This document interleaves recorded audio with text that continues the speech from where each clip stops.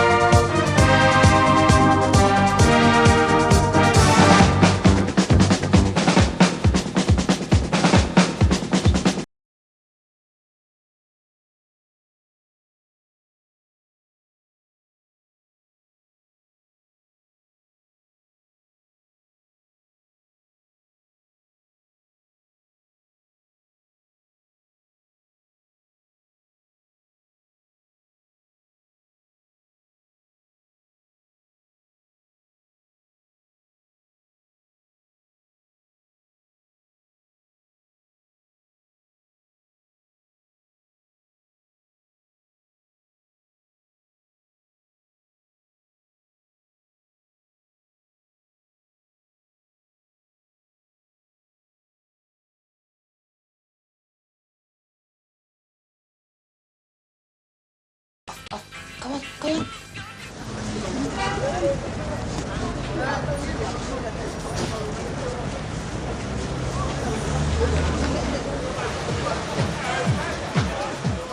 If you were there that night, perhaps you talked to her or saw who she was with. Anybody in town? 86 Bob, I'm in town. Get me Piccadilly 21 for Natalie. Roger.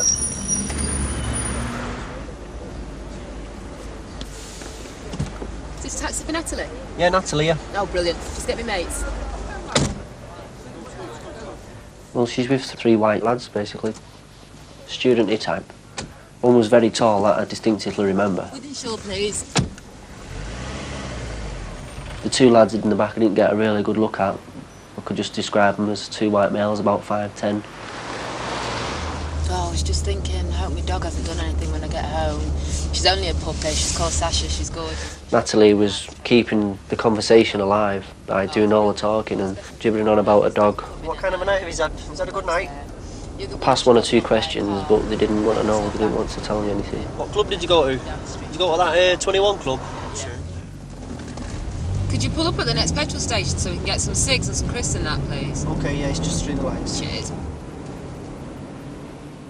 Just here, lovely, thanks. OK, that's £7.80, please. OK. It's good in it, 3 lads, and I've still got to pay. Smashing. Oops. Thanks very much. Thanks a lot. See ya. See you again, now. Were these old friends of hers, or had she just met them that night? Either way, police need to hear from them.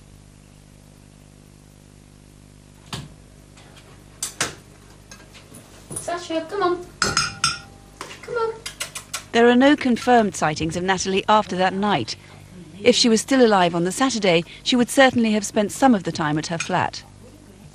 This cloud at the moment is still dropping 1 or 2 shards of rain, if you like, but the real rain is still... That Saturday evening, the neighbour downstairs heard a lot of noise coming from Natalie's flat. And much of east in some parts. What suddenly changed by the end of Monday, you see snow appearing in the Scottish mountains. Well, the reason is that we're bringing a northerly wind once again, and that's sweeping these fronts slowly. The banging was getting on my nerves, so I slammed the door to the sitting room, hoping it'd make him stop, but it carried on.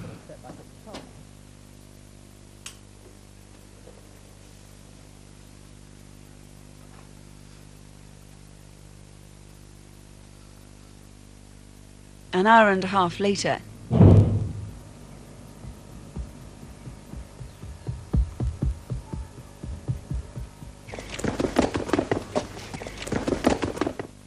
it was 4 days after that Natalie's body was found.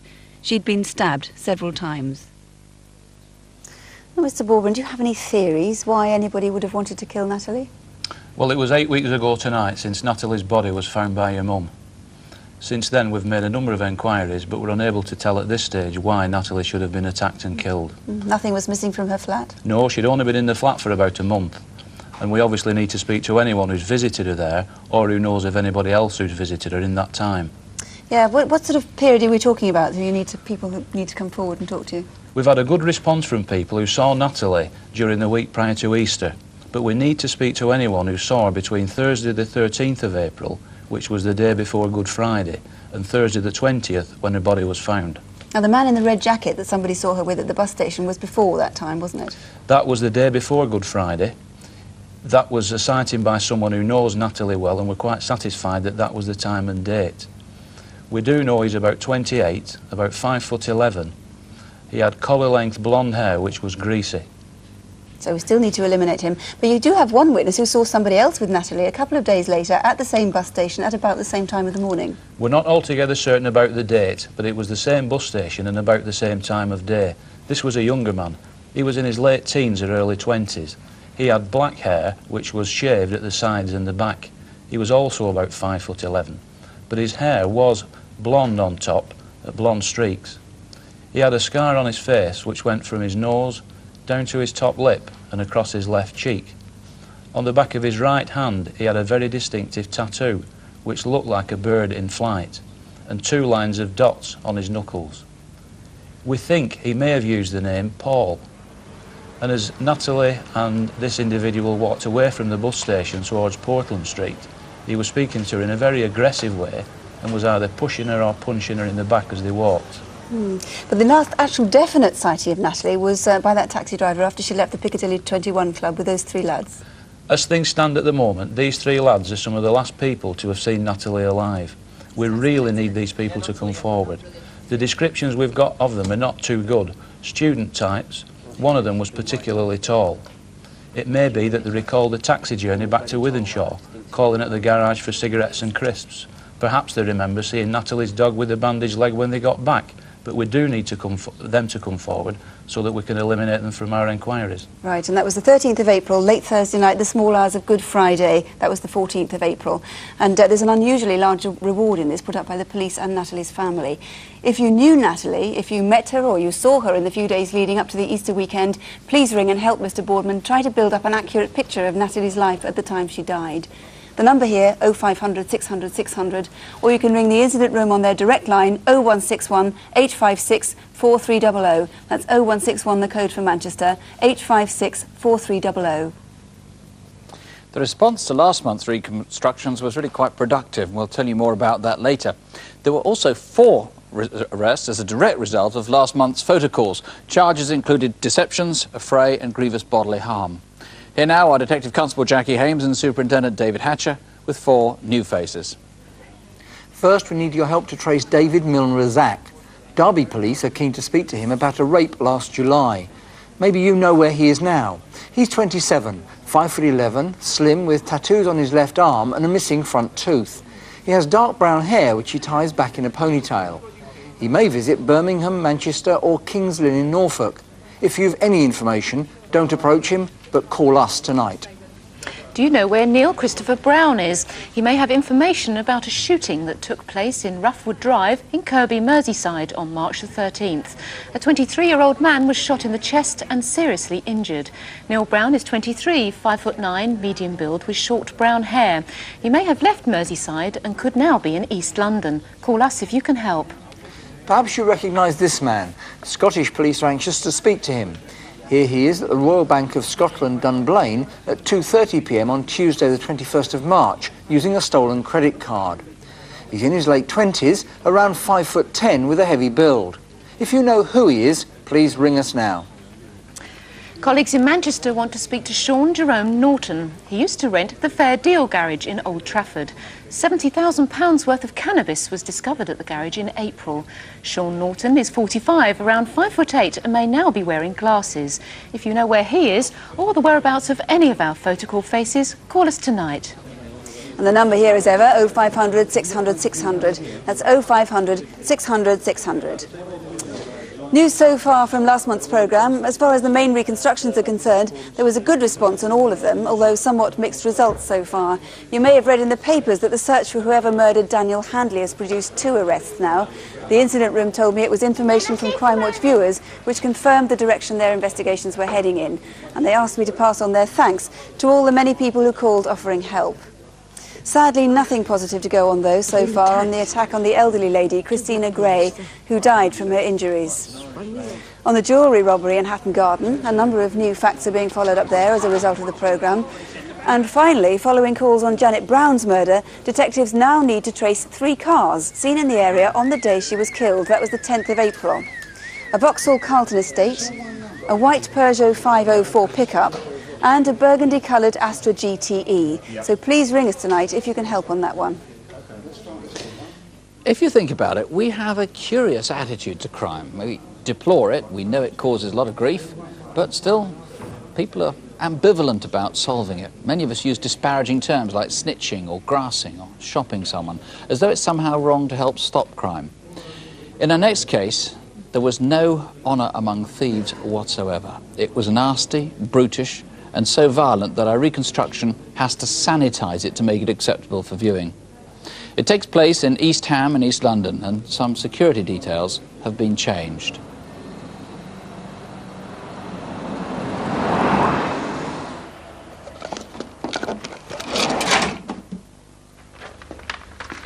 I think working since last 10 years, 7 days a week, from 8:30 till 8:30. I don't like taking days off. I'll enjoy more at work than sitting home. Even now, I just sit home a couple of hours, then get bored and come to the warehouse. Doc's brother Jeet also helps run the business. You're coming home, Doc. Say it already, you know. You go on. I'll be home soon. All right, don't be here all night. No, I won't. Doc is maybe one of the hardest physical worker in a family. 8, 9, 12 hours a day and no break. And when you put that type of effort, I think every business will be successful.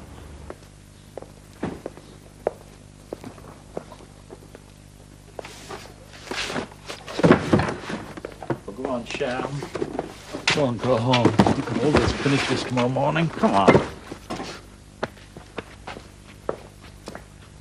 अच्छा हमने फिर बता रहे हैं बाहर भी जा रहा है ग्लास भी पीना है ये ग्लास भी फिनिश हां फिल्म में देखने गया शाम Sunday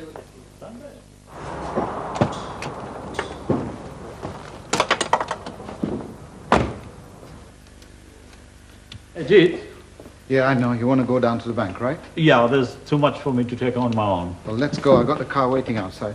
Normally, a security company collects their takings, but that month the brothers were doing it themselves. Thanks, Mr. Sando. Bye-bye. So how's business, Bob? It's been as dead as a doornail all day, Fred. Really has. I think this is the first phone call we've had, and you're the first person who's been in the office. The brothers are security conscious and they keep their yard under surveillance. At 1:05, they were recorded leaving for the bank.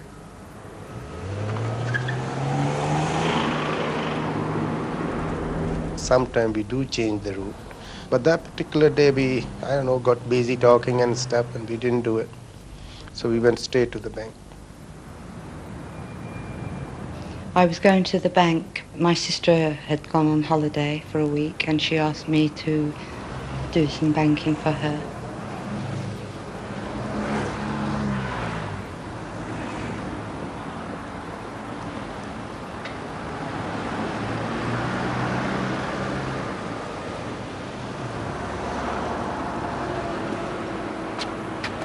Hey, come on. Who's that? Stop rocking about.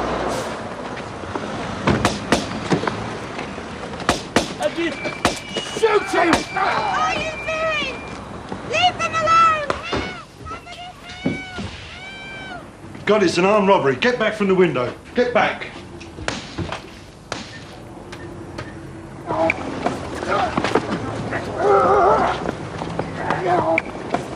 Yes, there's an armed robbery in Barking Road. Yes, East Ham. The Bank of India, near East Ham Town Hall. Oh, he's being battered now. Please hurry. Yes, Barking Road, the Bank of India, near East Ham Town Hall.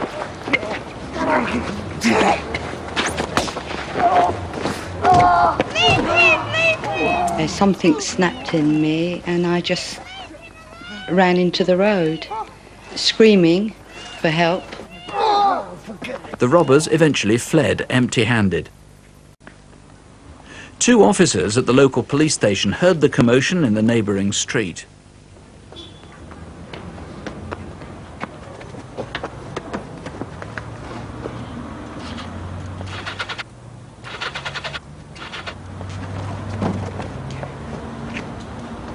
You're going to have to push. Over there, they've gone over there. They've gone that way. Look out, they're armed. They've got guns.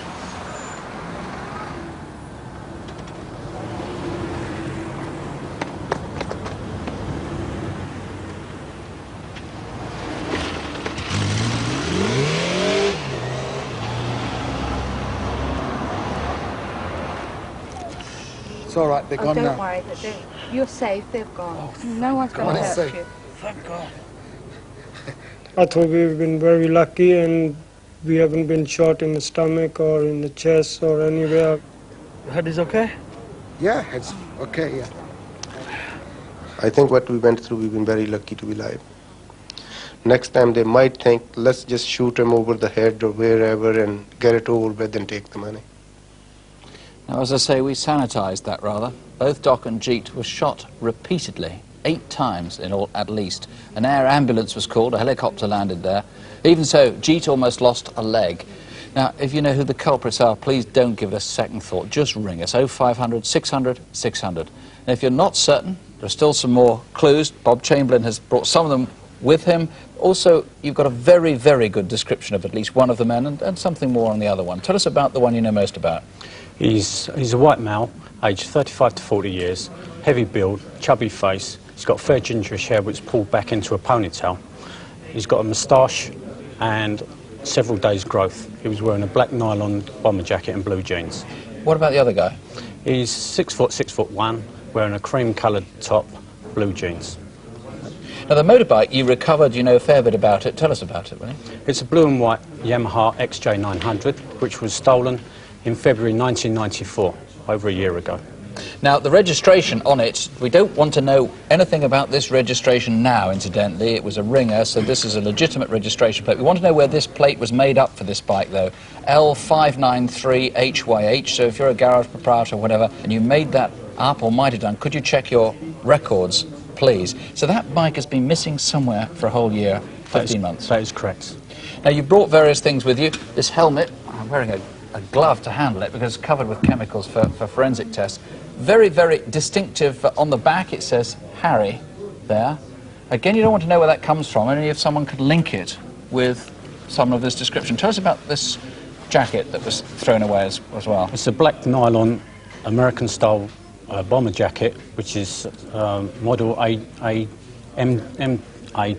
Okay, MA2. Again, we don't want to know where that comes from, only if you can link it with the person with this robbery in some way or other. Where was the bike dumped? Because you want witnesses to that, of course. That's correct. It was dumped in some garages in Park Road, E6.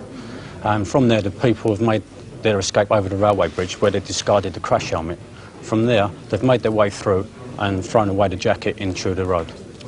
Okay, well, if you can help, please do. There is a very, very large reward, tens of thousands of pounds, but please just call out a principal. It's 0500 600 600. It's a free call, remember, and it's only a local call from East Ham to Scotland Yard, 0171 230 2061. That's direct to the flying squad, 0171 230 2061.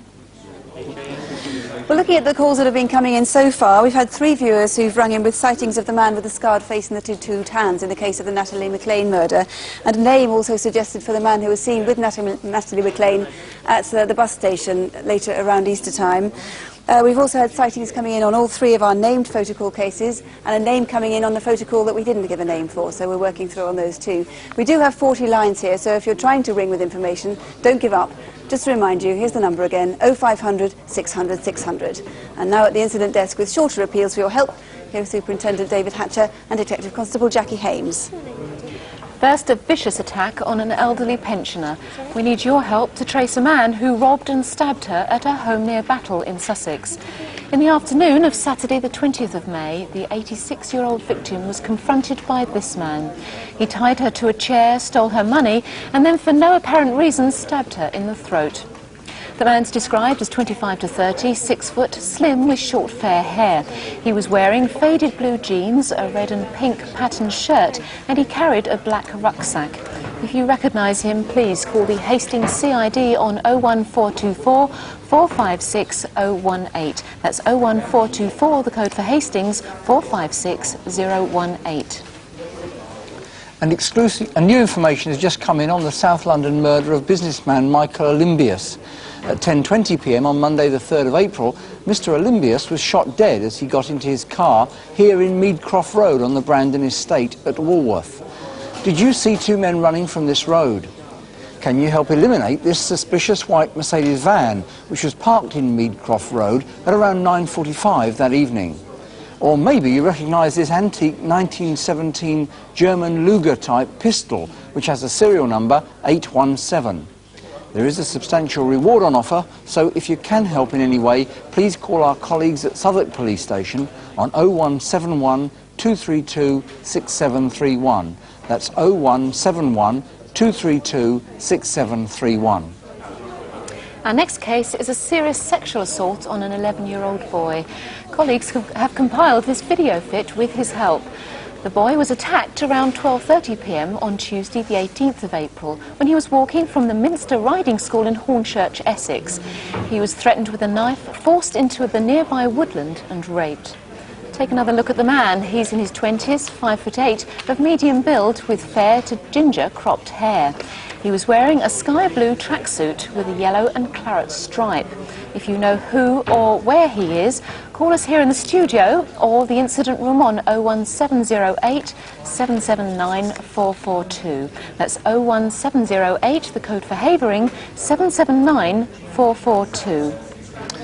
And these two were part of a gang which attacked a post office in Bolney, West Sussex. At lunchtime on Tuesday the 21st of March, this man went into the village post office armed with a handgun. Accompanied by a second man, they assaulted and threatened the assistant. Her shouts drew the attention of two neighbours, who immediately raised the alarm. The men fled towards a waiting green escort car. This man was the driver. He's about 26, 5'7", slim, with dark brown hair, and he may have had a moustache.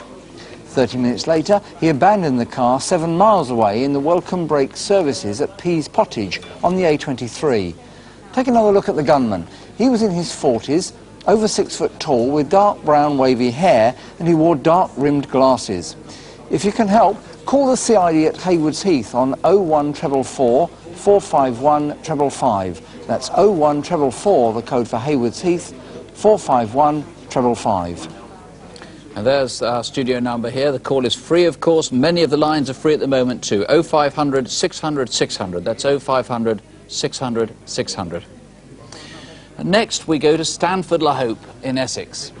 Late on a Sunday evening, the 23rd of April, a man was seen outside the Regent Leisure Centre in Stanford-le-Hope.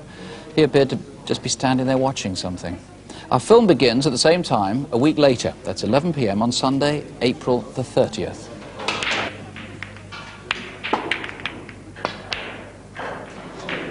Oh, hello, Jean. You would change for 20, would you? I'm trying to cash up downstairs. Yeah, sure, no problem. I've worked at the Regent for 17 years. Trevor managed snooker halls and I managed downstairs as a bingo hall. Oh, I want to be away after the last session tonight because I want to catch the last round of the bowls. You'll do the alarms, okay? Yeah, no problem. Terrific. Have a good time. Cheers. Bye.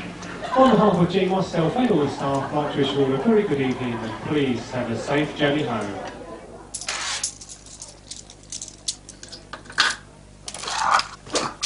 We'd recently joined the national game. The top prize money is £75,000 each night. We'd had a lot of publicity about it. We'd advertised the fact. But obviously we don't keep that money on the site.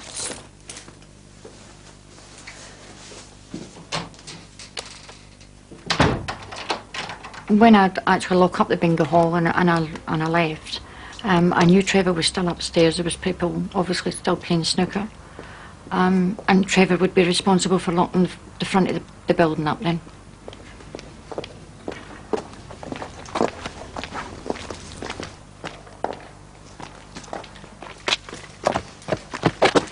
Give me the keys. What keys? I've not got any keys. When he first sort of grabbed me, I thought, well, I'll, show this guy that I'm not scared of him. I was hoping that he was thinking maybe he'd made a mistake, or believed me that I had no keys.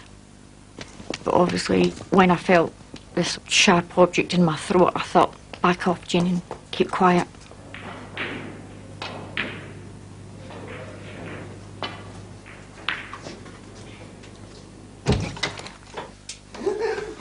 Open up. Come on.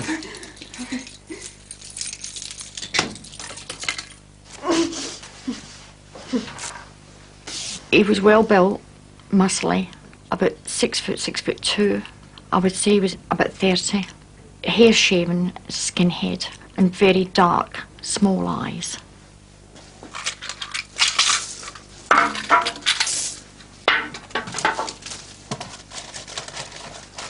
Quick! Be quick!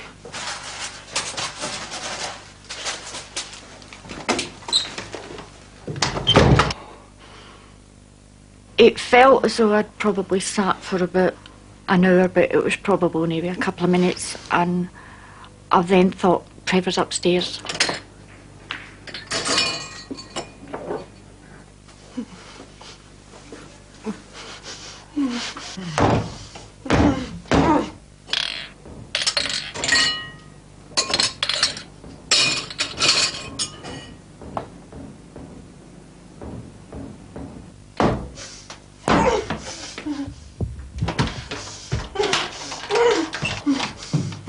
Jean! Okay, hold on. Are you hurt? I'm okay, I'm fine. This is the knife man. He's about 30, 6 foot tall, skinhead, well-built, small, dark eyes. Graham Carter, how can people help, apart from obviously recognising him? That's right. Obviously we're interested in tracing anybody who was in the area of the Regent Bingo Hall between 10:30 and midnight on Sunday the 30th of April this year. This guy was sort of hanging around the car, but it would have been pretty obvious. That's right. It was. It's a fairly busy road, but it's obvious if anybody is hanging around. There's also a sighting of a man of very similar description seen in the rear car park of the Bingo Hall a week earlier, and we're obviously very interested in tracing him, either to eliminate him or he could well be our suspect. And as we saw, there might have been another man in Conningham Road. Also, somebody might have seen the cashier being bundled down the road, not realising that it was anything other than a lover's tiff or something like that. Well, that's right. He made a point of holding her very close to him, so it could have looked quite normal, or in fact just a couple arguing. So if anybody's seen anything slightly suspicious, then please contact us. If I think I know who this is, but he's a friend of mine, persuade me to ring in to shop him. This was a horrendous attack on a defenceless woman. Although she wasn't physically injured, she was subjected to 10 to 15 minutes of physical abuse, threats, and a sexual attack was threatened to be made. So I would ask anybody who's got the slightest idea who this man might be to ring us and let us know before he strikes again. OK, if you do recognise him, if you can help in any way, please call here. The studio is 0500 600 600. If you prefer, you can call Essex Police Headquarters, 01 245 452 120. 01 245, the code for Chelmsford, 452 120. Well, now here again are Superintendent David Hatcher and Detective Constable Jackie Hames with a second file of photocall faces. Do you know where Clive Anthony Brown is? He may be able to help inquiries into a series of sexual assaults against a young girl. Clive Brown is 37, 5'7", and has distinctive tattoos on both arms. He could be working as a cab driver, and it's possible he was in the central Nottingham area 2 months ago. If you know where he is now, please call. Next, Cheshire Police would like to speak to this man. Several credit cards have been stolen from offices in the Wilmslow and Warrington areas since January. Here's the man at Lloyd's Bank in Wilmslow obtaining cash with one of the cards. Here he is again at the National Westminster Bank in Bakewell on the 20th of April. He's in his mid-20s, around 5'8", slim with a tan complexion. If you know who he is, please call us now. Merseyside Regional Crime Squad would like to speak to Stephen Edward Burrough. Between 1991 and 1993, 5 building firms in Liverpool made false insurance claims totalling over £100,000. Stephen Burrough is in his 30s, 5'8", has a neat appearance and wears John Lennon-style gold-rimmed circular glasses. You may know him by another name, so if you can help, please call. And finally, Gloucestershire Police are anxious to speak to this woman. Here she is on the 9th of March at the Sherdington Post Office on the outskirts of Cheltenham. a stolen DSS income support benefit book was used in an attempt to obtain money. Take another look at her. She's in her mid-20s with long dark hair and was wearing a black jacket. If you know who or where she is, or if you can help with any of our other photo call faces, please call us now. And there's the number again, 0500 600 600. That's 0500 600 600. If you live near Clacton in Essex, you might be able to help with our last case tonight. Simon Shannon was a shy, sensitive young man, a bit of a loner. There seems no possible reason why anyone would hold a grudge against him. But sometime between Wednesday the 3rd and Saturday the 6th of May, he was stabbed to death in his flat. It was only when a neighbour noticed the bottles of milk beginning to accumulate on Simon's doorstep that the police were called.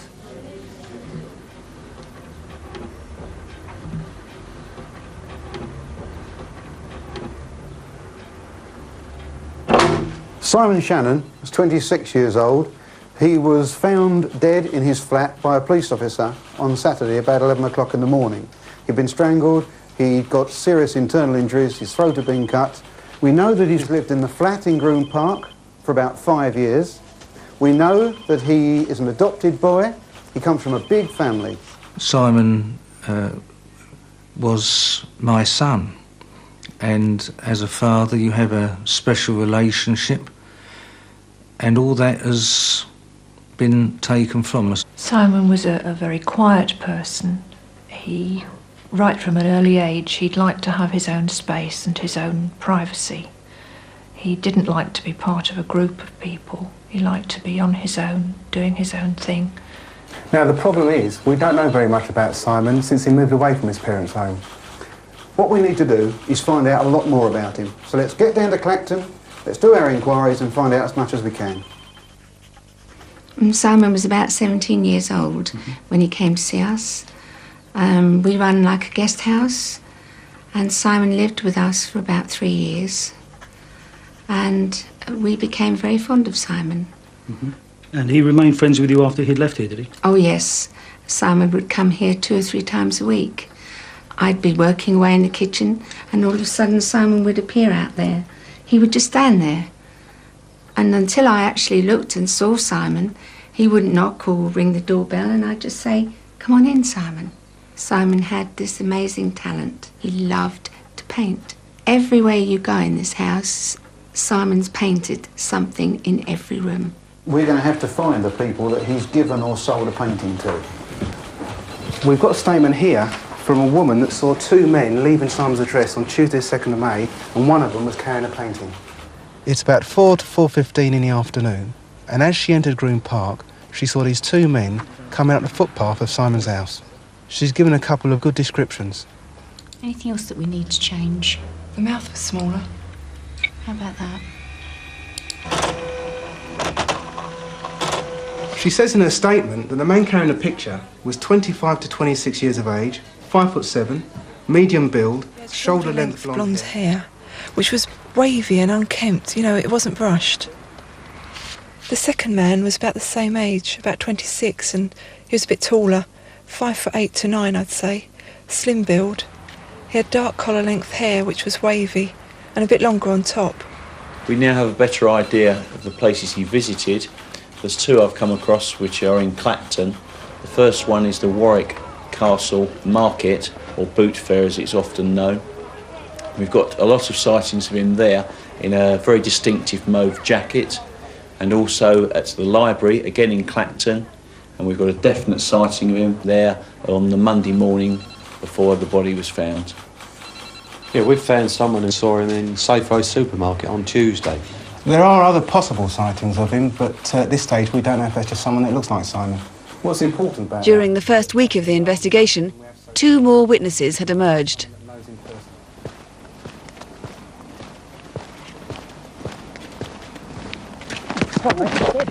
Oh, my left door as up and comes. I really was quite taken aback. I mean, it was dark and he just took me totally by surprise. He did appear to be waiting for somebody. What did he look like? He was about 18 to 23 years old, medium build with a bit of a belly. He was about 5 foot 1 inch tall, and he had light brown or fair hair. He had a rounded face. Across the road from Simon's flat, the second witness saw something in the small hours of the day Simon's body was found. And you saw that on Saturday the 6th of May? Yeah, I was in the kitchen at the time.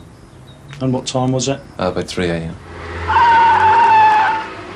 As it went across the junction of St Anne's Road, St Mary's Road, I thought it was going to collide with the wall. It looked light in colour, like an old-style minivan. And why didn't you report this to us early then, Joe? Well, I didn't really think much of it at the time, until I heard about the guy being found dead across the road.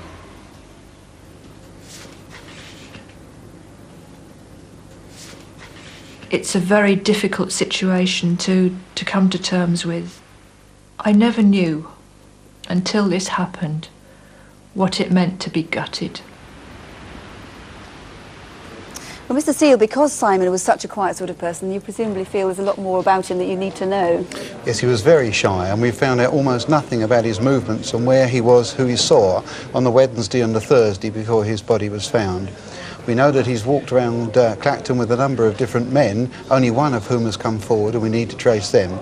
And we know that he's written around the country through gay contact magazines, and he's written, trying to make friends in writing. We need to contact these. So it could be connections anywhere in the UK, in fact. Yes, there could. He painted a lot, didn't he? Why do you need to hear from many people he gave or sold paintings to? He was a very, very talented artist. He's done paintings on commission, he's given paintings away, and we're trying to trace the people who he's done these paintings for, so that we can build up our knowledge on him. As we can see, he either signed them Simon Shannon or SS or S. Shannon. Yes, he did. The two specific people, of course, that you want to eliminate from the inquiry are the two people we saw in the film, the men coming out of Simon's flat carrying what could have been a painting. Yes, the one with the blonde hair is described as in his mid-20s. He's of medium build, he's about 5'6", and the man with the darker hair is a little taller, he's about 5'8" or 5'9". The dark hair is longer on top, he's in his mid-20s and he's of medium build. Right. And you've just discovered now there's another man you need to trace. A new witness has come forward with new information. Yes, a witness has come forward having seen the first effects of these two men, and the man he describes definitely not that blonde man, because he's 6'1" of medium build, but he's got blonde hair, and we know that he's been seen going to Simon's flat on 4 separate occasions between January and May this year. So this is a sensitive case for you to investigate, isn't it? Particularly as Simon was gay. Some people might feel reluctant to come forward at all. Yes, I can understand that, but they really shouldn't be, because we will treat them with care, respect and sympathy, and we just want to hear from people who can help us. Right, thanks. Well, please do ring if you can help at all. We need to hear from you. Here's a studio number, 0500 600 600, or you can contact Essex Police Headquarters, where incidentally there's a gay officer on the investigation team. That number is 01245 452 120. That's 01245, the code for Chelmsford, 452 120. I can tell you we have some very good calls coming in. We've just got a picture too of this man, and as you'll see, he is, as they say in bad novels, a master of disguises. He's Wayne Thomas Black, who escaped from a prison van on Monday the 5th of this month. He's very tall, 6'4". He's considered highly dangerous. If you've seen him, if you know where he is, please call us now, 0500 600 600, or you can call the Flying Squad in London direct. That's on 0171 230 2061. That's 0171 230 2061. And that is it for this evening and for the series. If you can't join us for the update, which is at midnight tonight, unusually late, Crimewatch will be back in September. But as you may know, I have to say a poignant goodbye from me tonight. I'm moving on now to other projects after 11 years on the programme, and I must say those 11 years do seem to have gone by incredibly fast. During that time, we've covered getting on for 1,400 serious cases, and it's thanks to you as viewers that 406 people have been arrested and charged in connection with those serious crimes. 34 of those have been for murder. I must say it's hard to leave a programme which generates such commitment from its viewers. But before I talk myself into staying, I'll just say a sincere thanks on my own behalf to everybody who's been so supportive over the years, who's watched, who's called in, and who's helped solve our cases. Thank you very much. Well, it never does to be too self-indulgent about these things, but Sue has been so much part of Crimewatch, not just on screen, but in the offices and the cutting rooms, a strong influence behind the scenes. Always vigilant to keep things understated, handling a lot of depressing and difficult material, but always with restraint and sensitivity. And I think even the villains will miss you, Sue. I don't know about that. Oh yes, hello, it's Sue Cook here from Crimewatch. Hello and welcome to the programme where you really might be able to do something. We hope tonight you'll be able to help solve some of Britain's most serious crimes. Priscilla is still pending trial. We've been taking some very, very promising calls here. Last month, well over 2,000 people called. It's been fairly disappointing so far. We're getting a lot of calls to the studio. Yes, I think that works a lot better. How long is it now? It's our 75th edition. Welcome to this, the 9th year. It's our 10th birthday and our 100th programme. The first Crimewatch UK of 1995. I think we could start it a bit earlier, but all the same, it's still... Well, I take a quick break from the programme to have a baby. Welcome back. Thank you. Crimewatch will go on each month, of course, asking you directly for your help. I hadn't realised quite how many changes of hairstyle I'd been through in 11 years. I'll still be joining Crimewatch every month, of course, but as a viewer, on the sofa at home from now on. But keep up the good work, thanks. Have a relaxing, carefree summer. And as for Sue, I know you won't have nightmares. Do keep well. Hope not. Good night. Good night. Good night and goodbye.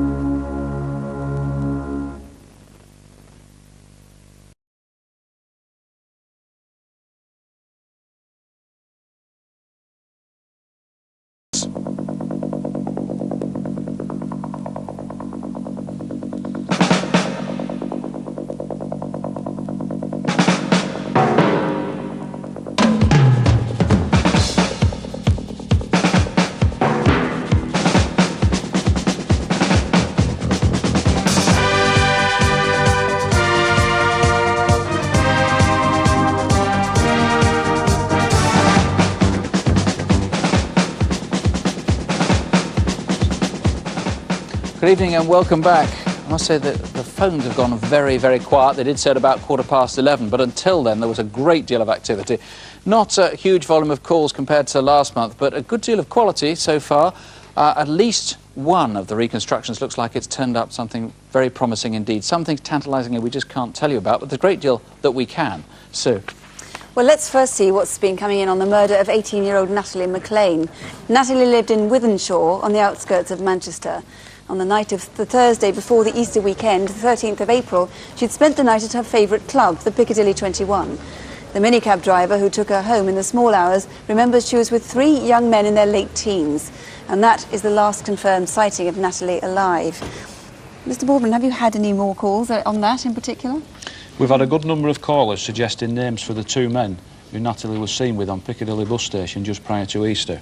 We've also had one very interesting call about some people Natalie was friendly with. But despite all the calls, for which we're very grateful, the last confirmed sighting we've got of Natalie is still with the 3 lads in the taxi. And nobody's come forward? Not at this stage. What do they look like? What descriptions do you have? Not much, really. The descriptions are not particularly good. 2 of them were about 5'10". The other one was well over 6 foot.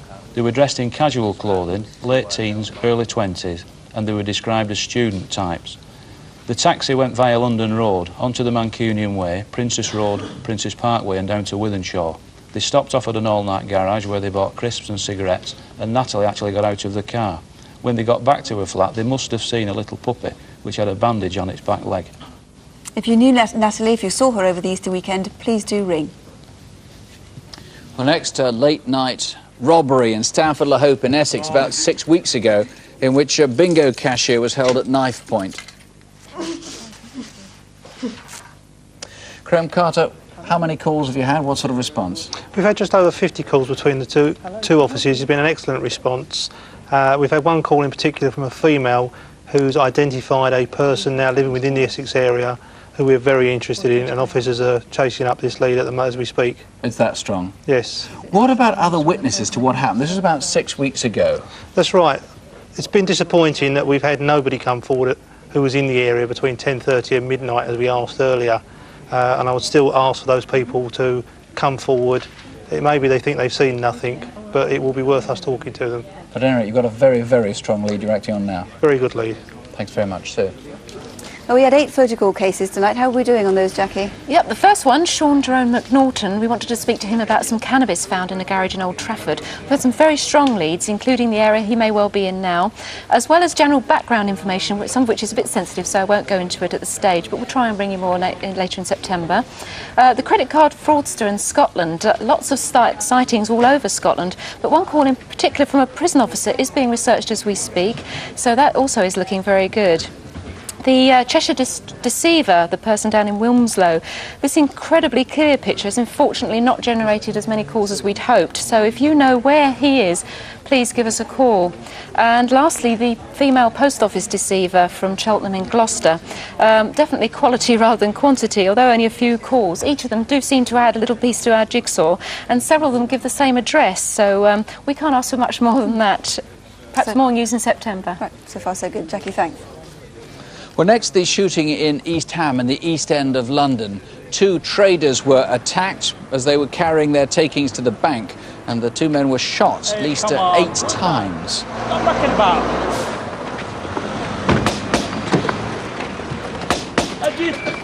Shoot him! Bob Chamberlain, a huge response on this, really big. That's correct. We've received about 80 phone calls. I must be honest, and 80% of those we can disregard, but the others need some research and they're quite promising. Quite a few names coming in. That's why do you say 80% can be disregarded? They're from various parts of the country and the description given doesn't match our You're pretty clear these are local, these are probably East Londoners or Essex? London people. London. OK, give us a description again of the main suspect. The first one is male white, aged 35 to 40 years, 5'6", 5'8" tall. He's well built, chubby face. He's got fair gingerish hair, which is pulled back into a ponytail. He's got a moustache, and he's got several days' growth of beard. Now, there was a distinctive motorcycle crash helmet. We had it here in the studio. That is correct. And you were very anxious to find out more about that, where it came from. Yes, we've actually identified that crash helmet. Definitely. You know the owner now? Yes. And are you able to trace back where it came from, when it was lost, and all those details? Yes, we can. Good. Bob, thanks very much indeed. Sue? Well, next, the murder of Simon Shannon from Clacton in Essex. The puzzle for police has been to find a reason why anyone would have wanted to kill this quiet and shy young man. I'd be working away in the kitchen, and all of a sudden Simon would appear out there. He would just stand there. It's sad. How have you been doing, Mr. Seal, on this? We haven't had an enormous response, but certainly enough to make it interesting. The 2 E-fits of the people walking up the drive, the blonde-haired man is 5'7", in his mid-20s, and the dark-haired man is a little taller, about 5'9", in his mid-20s. Several people have suggested to us names to fit those, and now we followed up. The extra, the E-fit, the man who's 6'1", who's been seen going to the house several times, very little response on him, and we would still like to get some more. We've had very little response on Wednesday and Thursday, so it's really quite important still. Right, that's the 3rd of May and the 4th of May. That's right. Very important for us to try and get any sightings at all of Simon on that day. But we've had a particular call which is rather exciting from a lady who hasn't given us her name. We are going to call her Jane, and she's agreed to that, although it's not her name. She's already given us some information, and she has told us that she will ring the officer to whom she's been speaking tomorrow at their incident office. We particularly want her to do so. She's very valuable, and she could be assured of our total discretion. So, Jane, do ring. Well, now to incident desk. David, what's been happening? Can we look first at the attack on the 86-year-old near Battle in Sussex? Yes, dreadful crime, Nick. We've had over a dozen calls there now. 2 names for the attacker, possible sightings of him as well in relation to that E-fit that we showed of him.